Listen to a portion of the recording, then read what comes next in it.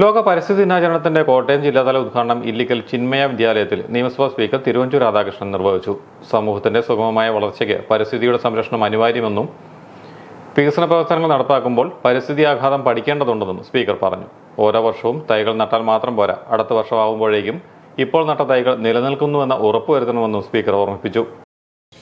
മുല്ലപ്പെരിയാറുമായി ബന്ധപ്പെട്ട് വന്ന് അവിടെ വളർന്നു വരുന്ന സ്പീഷീസിനെ കുറിച്ച് സ്റ്റഡി നടത്തിയപ്പോൾ 2000-ലധികം ലോകത്തൊരിടത്തും കാണാത്ത സ്പീഷീസ് ആ മുല്ലപ്പെരിയാർ ഡാമിൻ്റെ ചുറ്റുവട്ടത്തിനുണ്ട് എന്നാണ് ഗവേഷകർ കണ്ടുപിടിച്ചത്.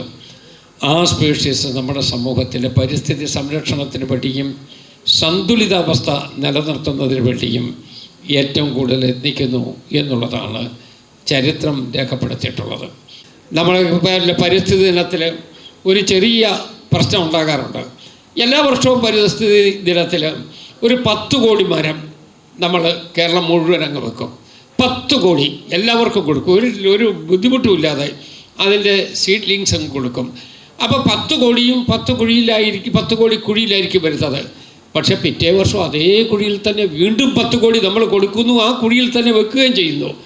അപ്പോൾ കുഴിയിൽ നിന്ന് കുഴിയിലേക്ക് പോകുന്ന ഏർപ്പാടായി നമ്മുടെ പരിസ്ഥിതി ദിനത്തെ മാറ്റരുത്. അല്ലാതെ അതിനെ സംരക്ഷിക്കുന്നതിന് വേണ്ടിയുള്ള നടപടി കൂടി നിങ്ങൾക്കുണ്ടാകണം. നേരത്തെ നമ്മളുടെ സുഗതകുമാരി ടീച്ചറിൻ്റെ കവിതയിൽ പറഞ്ഞതുപോലെ തൈ നടാൻ നമുക്ക് നാളേക്ക് വേണ്ടി, തൈ നടാൻ നമ്മളുടെ അമ്മയ്ക്ക് വേണ്ടി. അമ്മയെന്ന് പറയുന്നത് പ്രകൃതിയാണ്. തൈ നടാൻ നമുക്ക് അമ്മയ്ക്ക് വേണ്ടി, തൈ നടാൻ നമുക്ക് നമ്മൾക്ക് വേണ്ടി. ആ രൂപത്തിൽ ചിന്ത ഉയർത്തിപ്പിടിച്ചുകൊണ്ട് പോകാൻ നമ്മുടെ കുട്ടികൾക്ക് കഴിയട്ടെ. ചടങ്ങിൽ ഫ്രാൻസിസ് ജോർജ് MP അധ്യക്ഷനായിരുന്നു.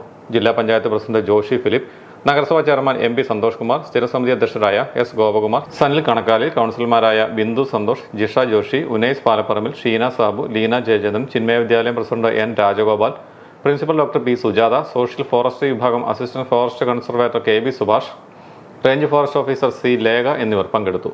ഉദ്ഘാടനത്തെ തുടർന്ന് മുഖ്യ അതിഥികൾ വിദ്യാലയ മുറ്റത്ത് അശോകമരത്തിന്റെ തൈ നട്ടു.